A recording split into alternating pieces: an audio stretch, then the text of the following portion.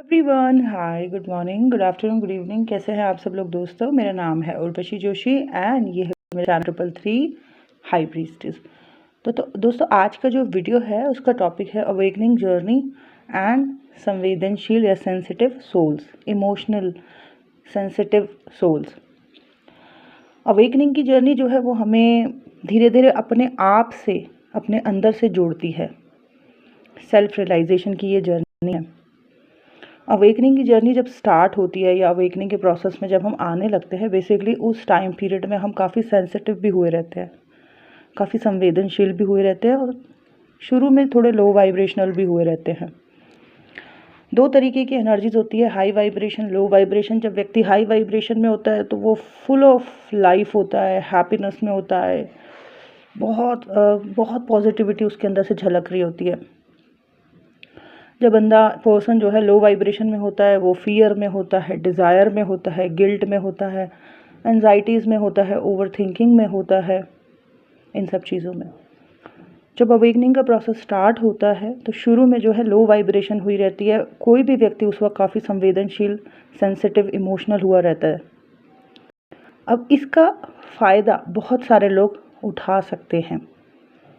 आप जो उस टाइम पीरियड में बहुत ओवर इमोशनल हो रखे हो, सेंसिटिव हो रखे हो या लो वाइब्रेशनल हो रखे हो, उसका फ़ायदा बहुत सारे लोग उठा सकते हैं, पास्ट में उठाते आए हैं और आगे भी उठाएंगे।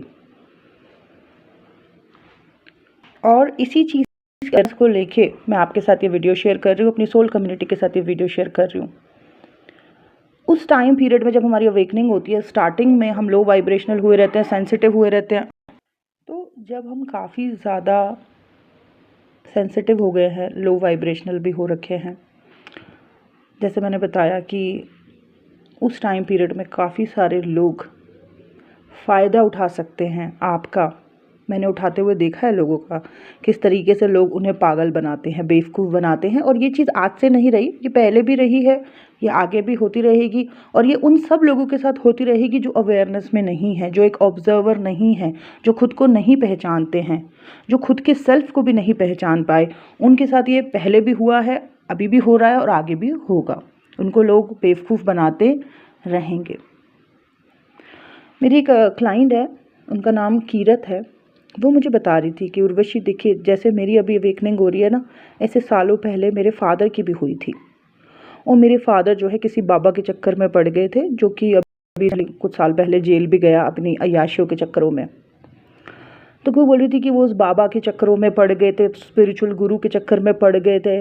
आध्यात्मिकता अवेकनिंग जब हुई होगी तो आध्यात्मिक चीज़ों में उन्हें दिलचस्पी थी, रुचि थी, पर वो ऐसे मतलब उसके चक्कर में पड़ गए कि वो खुद घर बार छोड़ के उधर की तरफ भागने लग गए थे। अपना पूरा घर वर बेच के बाबा को चरणों में बैठना चाह रहे थे। बड़ी मुश्किल से जो है उन्हें संभाला उस ज़माने में, वरना वो सब कुछ बर्बाद करने पर आ रखे थे, अपने बच्चों को छोड़ने पर आ रखे थे, अपने घर ज़मीन बेचने पर आ रखे थे, सब कुछ वो चाहते थे। बहुत मुश्किल से जो है उनको संभाला गया उस ज़माने में। तो ये क्यों कर रहे थे इनके फादर ऐसा? क्योंकि बहुत सेंसिटिव हो रखे थे। और जब कोई व्यक्ति काफ़ी सेंसिटिव हुआ रहता है तो उसको कोई भी बेवकूफ़ बना सकता है। इस वक्त भी बहुत सारे लोग अवेकनिंग, ट्विन फ्लेम जर्नी के नाम पे सेंसिटिव सोल्स को बहुत ज़्यादा मैनिपुलेट कर रहे हैं, बहुत ज़्यादा उन्हें पागल बना रहे हैं, कुछ भी बोल रहे हैं, कुछ भी कर रहे हैं। और ऐसा नहीं है कि ये पहली बार हो रहा है, ये पहले भी होता आया है अध्यात्म के नाम पे, अभी भी हो रहा है और आगे भी होगा।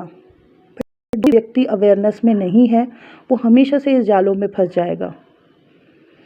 जिस बाबा के चक्कर में मेरी जो क्लाइंट थी वो बता रही थी अपने फादर की स्टोरी, वो बाबा बड़ा, जब मैं भी छोटी थी तो मैं उसके वीडियोस टेलीविज़न पे देखती थी, उसकी चीज़ें कि वो झाड़ू लगा रहा है, ये कर रहा है, वो कर रहा है, ट्रक भर भर के लोग जा रहे हैं उसके सत्संग सुनने, लोग पागल हो रखे हैं, लोगों ने अपने घर में उसकी फ़ोटोएँ लगा रखी है। और बाद में क्या, किसी लेडी के चक्कर में, अपनी अय्याशी गिरी के चक्कर में वो जेल में बैठा हुआ था। बड़े आए इस तरीके के बाबा, राम रहीम, आसाराम, क्या क्या रहा इनका।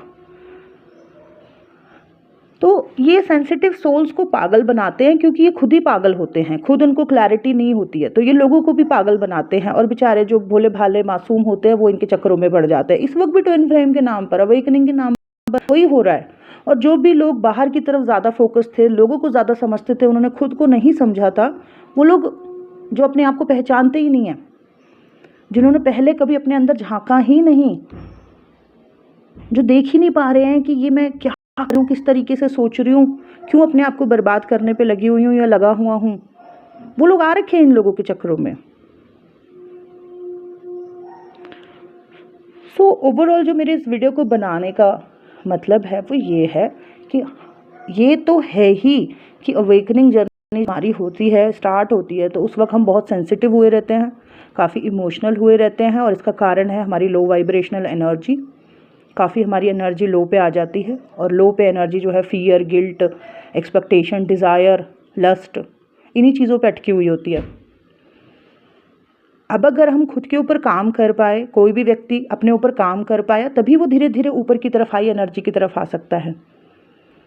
एक और चीज़ जो मैं आपको बताना चाहूँगी, पुराने ज़माने में कहा जाता था ना कि सिर्फ गुरु की एनर्जी से जुड़ो, गुरु की एनर्जी से जुड़ो, गुरु का मंत्र चैंट करो। क्यों कहा जाता था? क्योंकि गुरु जो भी होते थे, अच्छे गुरु, ये वाले नहीं, ये पाखंडी ढोंगी गुरु नहीं, अय्याश गुरु नहीं, जो रियल वाले गुरु होते थे, कई बार कहा जाता था ना कि उनका चैंटिंग करो, उनकी एनर्जी से जुड़ो, वो आपको प्रोटेक्ट करेंगे। आज भी कई लोगों के जो अच्छे गुरु थे वो इस दुनिया से जा चुके हैं, तब भी वो गुरु नाम जपते हैं, ताकि वो उनकी एनर्जी से जुड़े रहें, ताकि वो बैलेंस रहें। वो व्यक्ति, वो गुरु जो अपने आप में बैलेंस थे, वो एनर्जी इन लोगों को भी रिसीव हो।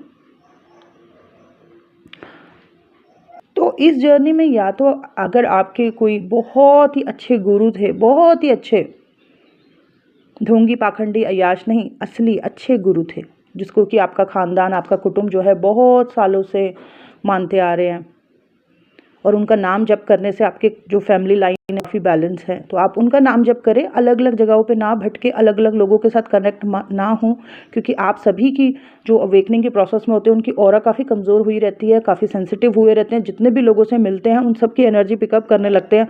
अगर आप किसी लस्टफुल डिज़ायर वाले किसी व्यक्ति से कनेक्ट हो गए हो, तो उनकी सारी एनर्जी आपके अंदर आने लगेगी, बहुत ज़्यादा बढ़ जाएगी फिर इस तरीके की एनर्जी। तो इस प्रोसेस में जितने भी लोग अवेकनिंग प्रोसेस में, ट्विन फ्लेम जर्नी में, मेरे हिसाब से उन लोगों को या तो कोई पॉजिटिव अफर्मेशन करनी चाहिए, कोई अच्छा गुरु है तो उनसे मार्गदर्शन लेना चाहिए या उनका जप करना चाहिए जो अच्छे हैं, या तो फिर अपने जो ईष्ट हैं उनका जप करना चाहिए। That's it.